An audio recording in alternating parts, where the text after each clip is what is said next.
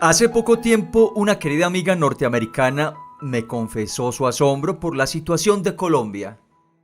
No entiendo, me decía. Con el país que ustedes tienen, con el talento de sus gentes, ¿por qué se ve Colombia tan acorralada por la crisis social? ¿Por qué vive una situación de violencia creciente tan dramática? ¿Por qué hay allí tanta injusticia, tanta inequidad, tanta impunidad? ¿Cuál es la causa de todo eso? Por un momento me dispuse a intentar una respuesta, pero fueron tantas las cosas que se agolparon en mí que ni siquiera supe cómo empezar. Sentí que, aunque hablara sin interrupción la noche entera, no lograría transmitirle del todo las explicaciones que continuamente me doy a mí mismo tratando de entender el complejo país al que pertenezco. Por otra parte, entendí que muchas de mis explicaciones no le habrían gustado a mi amiga, o la habrían puesto en conflicto con su propia versión de la realidad. Es frecuente para nosotros oír de labios generosos la deploración de esas desdichas y el asombro ante nuestra incapacidad para resolverlas. El primer asunto es, pues, preguntarse si de verdad la sociedad colombiana vive una situación excepcionalmente trágica, si es tan distinta esta realidad de la del resto de los países, o al menos de los países del llamado tercer mundo. Mi respuesta es que sí. Colombia es hoy el país con mayor índice de criminalidad en el planeta y la inseguridad va convirtiendo sus calles en tierra de nadie. Tiene a la mitad de su población en condiciones de extrema pobreza y presenta al mismo tiempo en su clase dirigente unos niveles de opulencia difíciles de exagerar.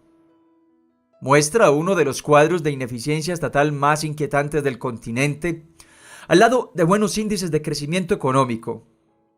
Muestra fuertes niveles impositivos y altísimos niveles de corrupción en la administración.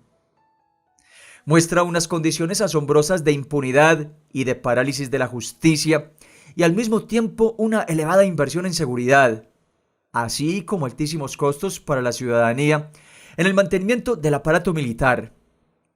Muestra las más deplorables condiciones de desamparo para casi todos los ciudadanos y sin embargo es un país donde no se escuchan quejas, donde prácticamente no existe la protesta y la movilización ciudadana, una suerte de dilatado desastre en cine mudo.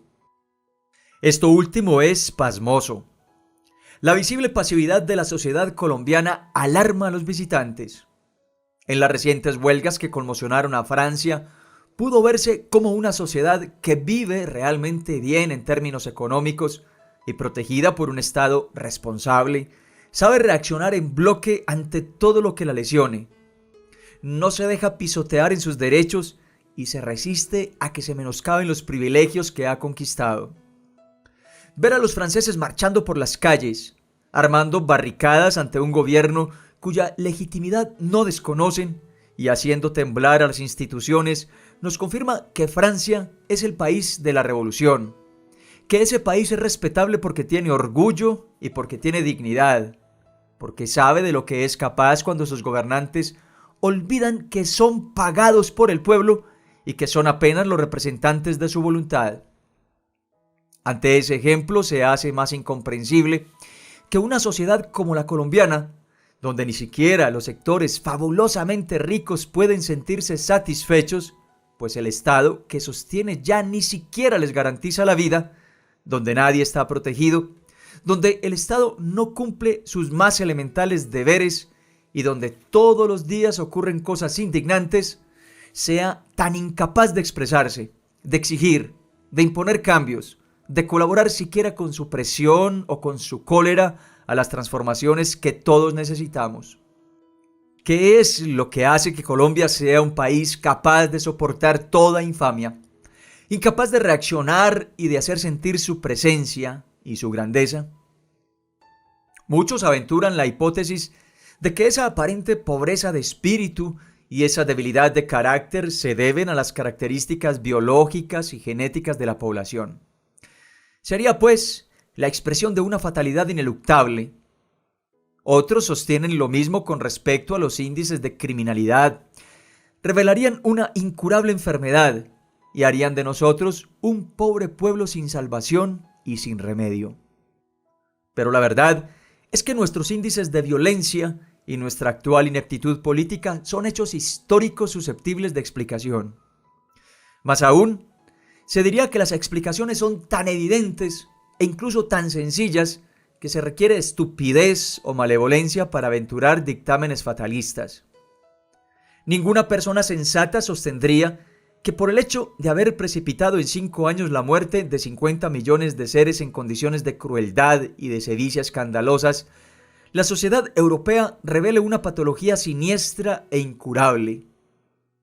Ninguna persona sensata sostendría que por el hecho de que la sociedad estadounidense haya sacrificado 500.000 de personas en 3 años de guerra para impedir su propia secesión y haya alentado después la secesión de Panamá para hacerse al canal interoceánico más importante del mundo, de que haya participado en las guerras de Nicaragua, haya arrojado bombas atómicas sobre ciudades japonesas, haya invadido Vietnam, haya apoyado a los peores dictadores del Caribe y de Centroamérica y haya bombardeado a Bagdad, eso signifique que los norteamericanos, en su mayoría, padecen de alguna monotonía agresiva irremediable. Los historiadores vendrán en nuestro auxilio para explicarnos las precisas condiciones históricas que llevaron a aquellas sociedades y a sus gobiernos a participar en esas realidades escabrosas.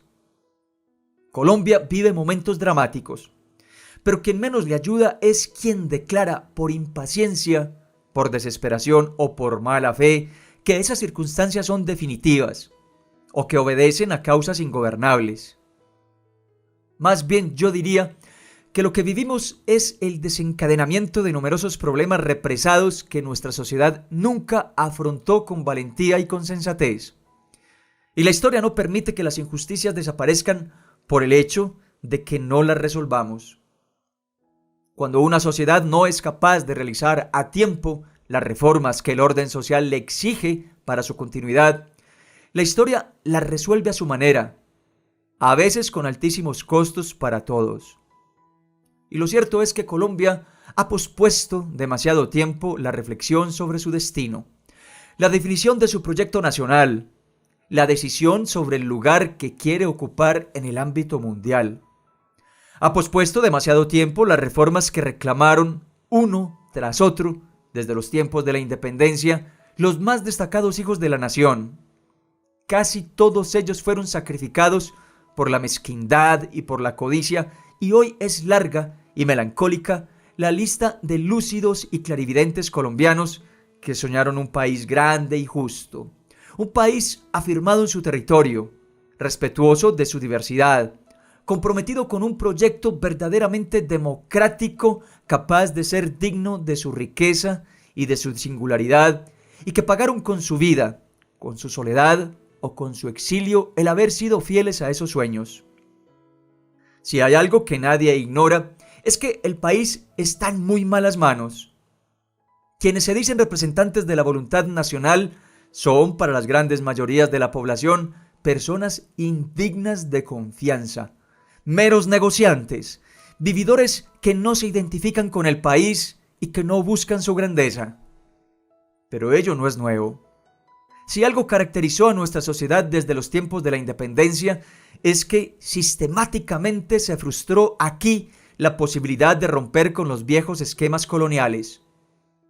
Colombia siguió postrada a la veneración de modelos culturales ilustres, siguió sintiéndose una provincia marginal de la historia, siguió discriminando a sus indios y a sus negros, avergonzándose de su complejidad racial, de su geografía, de su naturaleza.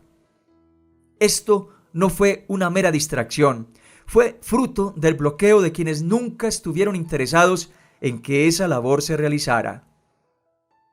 Desde el comienzo hubo quien supo cuáles eran nuestros deberes si queríamos construir una patria medianamente justa e impedir que a la larga Colombia se convirtiera en el increíble nido de injusticias, atrocidades y cinismos que ha llegado a ser. No podríamos decir que fue por falta de perspectiva histórica que no advertimos cuán importante es para una sociedad reconocerse en su territorio, explorar su naturaleza, tomar conciencia de su composición social y cultural y desarrollar un proyecto que, sin confundirlos, agrupe a sus nacionales en unas tareas comunes, en una empresa histórica solidaria. Siempre pienso en eso que no hicimos a tiempo cuando recuerdo aquellos hermosos versos que leyó Robert Frost en La posesión de John Kennedy, donde declara la clave del destino de los Estados Unidos, cómo ese país que es históricamente nuestro contemporáneo cumplió una tarea que aún nosotros no hemos cumplido. Esta tierra fue nuestra, antes de ser nosotros de esta tierra. Fue nuestra más de un siglo antes de convertirnos en su gente. Fue nuestra en Massachusetts, en Virginia, pero éramos colonos de Inglaterra, poseyendo unas cosas que aún no nos poseían, poseídos de aquello que ya no poseíamos. Algo que nos negábamos a dar gastaba nuestra fuerza, hasta entender que ese algo fuimos nosotros mismos, que no nos entregábamos al suelo en que vivíamos, y desde aquel instante fue nuestra salvación el entregarnos.